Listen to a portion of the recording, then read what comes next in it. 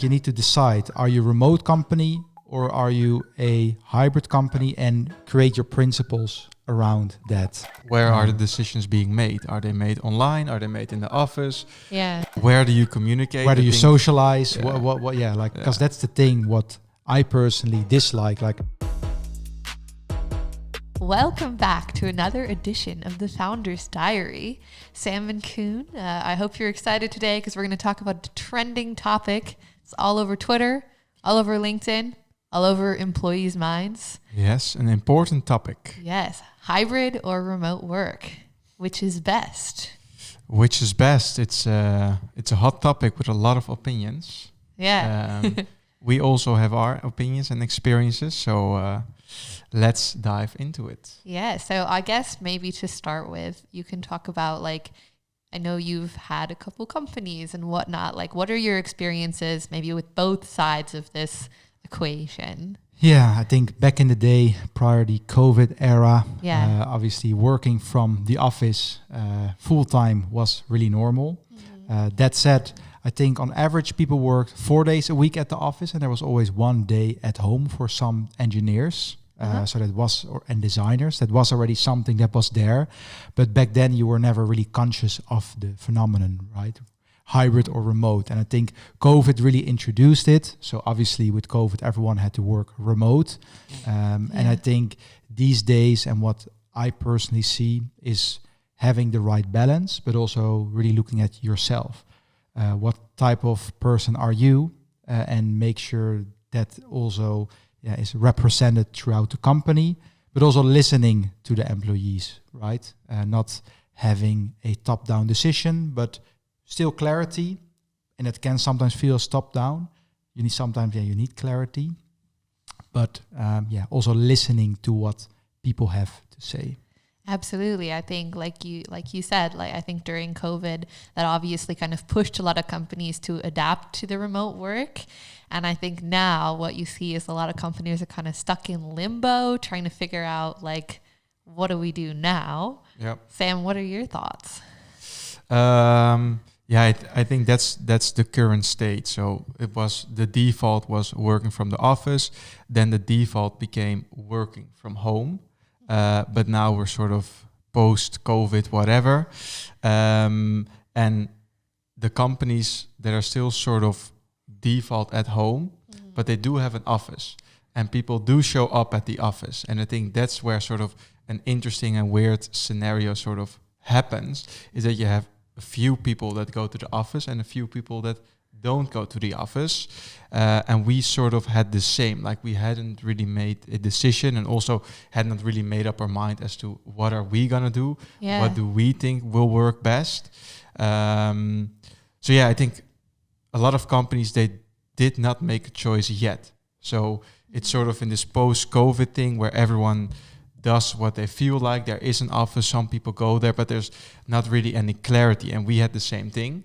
And we actually saw that situation, although it has some benefits, but it also created some confusion, because you have sort of a company with 2 lines of communication. One is happening online and the other one is happening in the office, and where sometimes there can also be a disconnect because you just had a call with your team online, but then you're at the office and your manager, for example, sits next to you and he or she says something else. Then do you listen to what was been discussed in the call that your whole team knows? Yeah. Or do you act on the information that you just got from your neighbor or your manager? I think that's just sort of an interesting thing that then happens, what you not want to happen. The discrepancy of, like, what has been said and where. Yeah. Like the gap is becoming relatively big. And just this whole topic, we obviously also look at other companies, like what they do. And there's, for example, Miro in Amsterdam, really big company. And the founder said, they have culture days, right? Mondays and Fridays. But I think in the end, it just is creating clarity. And I think we didn't have clarity. We have it now. We can dive into that later. Yeah. If you have an office and you also work sometimes remotely, like, you need to decide, are you a remote company or are you a hybrid company, and create your principles around that. Where are the decisions being made? Are they made online? Are they made in the office? Yeah. Where do you communicate? Where do you socialize? Yeah. What? Yeah, like because that's the thing. What I personally dislike. Like, I firmly believe a remote company can work perfectly well, especially if your private situation, you have kids and you want to spend more time at home. But I think, for us, being still young founders, having fun together at the office is the most fun thing, in my point of view. Having fun with great people. But there's also like a GitHub example, also a Dutch founder, and they're 100% remote. And they have all the principles for that. So I think that founder is just writing guidelines on how the company should work remotely every day. He's just writing a book every day on optimizing it. And there's also Storyblock, which Dominic, the founder, we know. Yeah. And they're also 100% remote. So you see two sides. It can work. It can work 100%. Yeah. And I think sort of what we did before with Instant is we sort of had this hybrid model, which can also work, but I think it's a little bit more tricky because with a remote company, everything happens remote. So also social interactions, like you have all these tools that create random coffee chats with people throughout the company just to socialize. That works when you're remote because then everyone is in the same boat. But then if you're hybrid, some people come more often to the office and so they have more social interaction, while others come less often, so they have less interaction. Then you create sort of a disbalance between people, maybe in the end also how you treat them, which you don't want to do. And then in the office can also work because then you're again in the same boat, everything happens in the office, all the communication is there. So that's also why we sort of made the decision from having made no decision to introducing team days, where we think it will be very beneficial. We have to figure out. We will come back to the answer in a couple of episodes. But if we introduce team days, Monday, Wednesday, Friday, and sort of bring the communication back to in office, make all the decisions here, and then the other days, if people want to work from home, we have no meeting days. So it's just full focus, and that means all the decisions will be made sort of in the office together as a group, and there's no sort of disconnect between online and offline. That's the main reason why we made that decision, just the team bonding and decision making, and we will see if it works out as we think it or hope it will work out. Yeah, we'll see. I think bouncing off a couple of different things that both of you said there, like if you want to be hybrid, I think the really tricky part of it is you have to have this remote first mindset. Yep. Because if you don't treat this idea like, I don't know if I think we've all been there at some point during COVID or whatnot, or when this transition was happening at a company where like you're like the one person on a screen and other people are like in this room together. I know like before Sam would always be like, if we're not all on a screen, like we all have to be in a separate room. Like if everybody does that, great. Everyone can feel like they have the same voice. But when you're maybe a small startup and you really are this tight-knit small team, I can understand why maybe this is something that can work better when you have this clarity, like you said, Koen. Yeah. So it's understood what's happening where, and people don't feel like they're disadvantaged because they're not like the office people or the work at home people. Because I think once you have people feel like they're in this like clique or in this like group, like that's also can be really divisive in a company culture. I think that's the most important thing. Sort of, or the mistake we've also made and a lot of companies make is that if you have some sort of remote policy, you also really need to adapt remote first principles throughout the entire company, because otherwise you get what you just mentioned, disconnect and sort of, where other people, for example, in the office are in a better situation than the one person that is still in the Zoom call while 10 people are in the room. Yeah. So I think that's an important one. And it can be expensive for a young company to get all the tools that could really make like a truly remote experience feel like as enriching or as balanced, I would say. I know like there's a lot of articles that came out after COVID as well with like about remote discrimination. You kind of alluded to this as well, Sam, how some people who don't have the same FaceTime might like systematically over time have a disadvantage, whether or not that was like intentional by like their team because they missed out on some things. So maybe thinking about like how we're not now thinking about like these team days and things like that. What are some of the goals that you have? Not even for just like this new plan, but in general for trying to make sure that you're like keeping an eye on the best balance at Instant. Yeah, I think it's, first of all, efficient communication. I think since you're a startup, you want the decisions to be quick and swift, and do that also in person, because like remote can work, but the decision-making process is most of the time just way slower from what we have seen. And maybe before the goals, I wanted to add one more thing to like our point prior to this, is that it also depends kind of in which country you are located, what kind of company you want to become, right? Because if you're in the US and you have to drive an hour and a half and then an hour and a half back, it's 3 hours of your day. And then I can understand, because there's a guy on Twitter of the retention.com guy, and sometimes I read his stuff, and he says that he also built remote companies with big revenue numbers. But I think it also really depends where you're at. Because in Amsterdam and everyone lives relatively close. Like it's fine to come, but the if you have kids at home and you need to drive every day 3 hours, that's way too long. If it's a bike ride away or a train away of 30 minutes, that's also fine. So I think, that's important where you're at. Yeah. And also, I think the Storyblock case is also interesting one, right? The founder is in a relatively small city in Austria. Yeah, you want to become a big global company. You don't want to leave your hometown. Yeah. You want to stay there, but you want to attract a lot of talent. Are you going to bring them to that town in Austria, or are you going to hire them all over the world? And I do think like in Amsterdam, you also are very fortunate to have a huge talent pool that will also allow you easier to run like a company at the office. And coming back to like the goals is like efficient communication, I think is the first and foremost important one.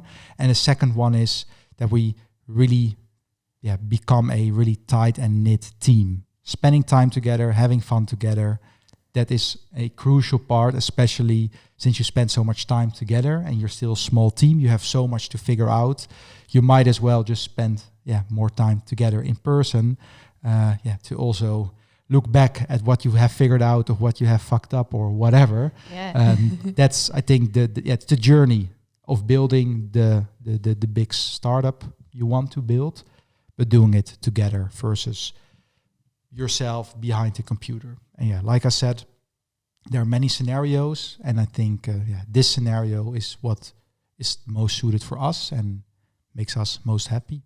Yeah, I guess like also what you said about like it is also where you are and where you're from. I think we touched on this in one of our first few episodes. Like we are a company that grew out of the Netherlands. So also I feel like you see a little bit of that like flat hierarchy here. Like when we're all in the office, like here I am chatting with the two of the co-founders, like on a weekday. Like I think like also this is giving an opportunity for us all to feel like we have a lot of input as well, since we do have like the FaceTime and the ability to just like swing by your desk and vice versa. It's a bit sidetracked.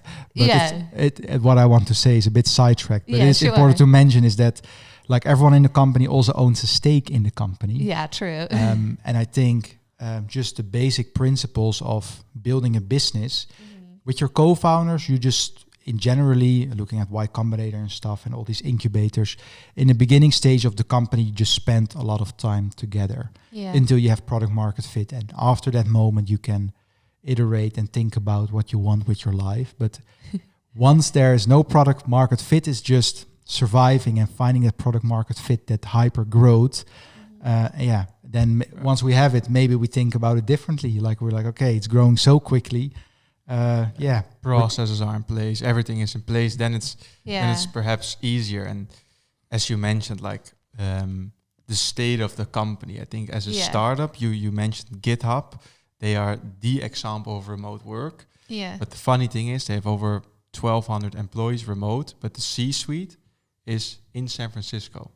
in like a Yeah, penthouse in office. a penthouse office. So that also says something about, okay, if the really hard decisions need to be made, they want to be together. And I think the team right now, we are sort of at that stage because we're early. We could next month, for example, launch a new feature that completely changes the directory of the company. So I think with those sort of quick changes, it is important to be on the same page, one team, everything, like everyone knows what's up, not 3 hours later or a day later, but just in the moment and just really as a team figuring it out. And indeed, like if the company hits a certain size or whatever, you have more processes in place. I think it's easier maybe to go remote fully. But yeah, it's the state of the company. Yeah, I think that's a good point too, and that's interesting what you said about GitHub. I didn't know that, but good to know that hopefully when Instant blows up in a few years, we can be in that San Fran C-suite. Just a matter of time. Yeah, just a matter of time. Top of the Amsterdam Tower. Yeah, exactly. But so I guess maybe any closing thoughts about like how founders who need to make this decision for their company can think about maybe things that you thought about when you were trying to decide what is the best for company, because obviously, as you've mentioned, like it really depends on your needs as a company, your size, your location, also how you prefer to work. Yeah.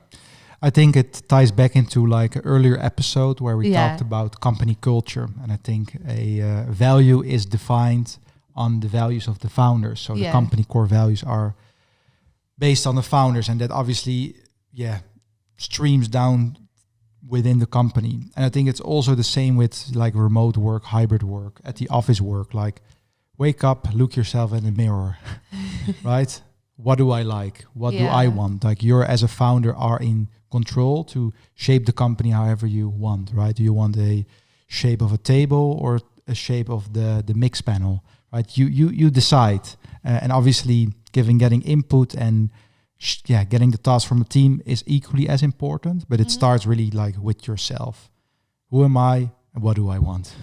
Absolutely. And I guess maybe you should also mention that like Instant also still has like the remote working opportunities. So it's not like some of that flexibility is gone. Maybe it's important to mention. It is good to say. So we have these team days, but we still believe in remote work. So for example, we have Colin, senior designer at Instant, and he spends, let's say, 6 months a year of his time in Japan. It's nice how he does it because he works like the Dutch hours in like Tokyo. But we still give that room and flexibility. So once if you're in town, let's say in the Netherlands, you have the team days and they start at 10. So people don't have to rush like in the morning traffic to the office. I think that's always a nice pro. But if you need to leave or you have a package or you want to go to the gym, want to play some tennis, that's also totally fine. It's more like having these dedicated moments together. Is nice, and we're gonna see how it plays out in a couple of episodes. I guess, like you said, clarity and communication are kind of key. That exactly would be my tip. Like just make the decision, because not making a decision is also a decision. Yeah. And most likely, if you didn't really communicate anything to the team, it's not clear. It's a little bit vague. And I think the most important thing is just make a decision and also communicate to the team. Hey, this is the current decision, and together we will experience what it's like. And we can also steer the ship in another direction, but we figure it out together. And it's not like a final thing, like we're going back to the office and that's it. Like, of course, that's not the case. You're a team and it needs to work for the whole team. Yeah, there's maybe a good example is that from the engineering team, we sometimes got feedback because some people worked through the weekend or they just like super tired from the week before and they said 9 a.m. is early. Yeah, for me, it doesn't really matter, but for some people it does. So you want to be clear, but also take into account some feedback. So you show that you also listen. Like it's not a top-down decision. In the end, it is, but it is with input. And I think that makes it a good decision in the end. We have to see. But we took those thoughts into account, right? The remote work, still being able to travel to the US in your case to do work there. And yeah, have flexibility also in the team days. We start at 10, but if you need to leave earlier or whatever reason you're not there, it's fine. But it's just spending time together on dedicated moments. Yeah. Well, Amsterdam bike traffic is no joke, so definitely appreciate a 10 a.m. start time. Yeah, because otherwise at 9 a.m. everyone needed to wear a helmet on the bike. Yeah, because we need to care about employee safety.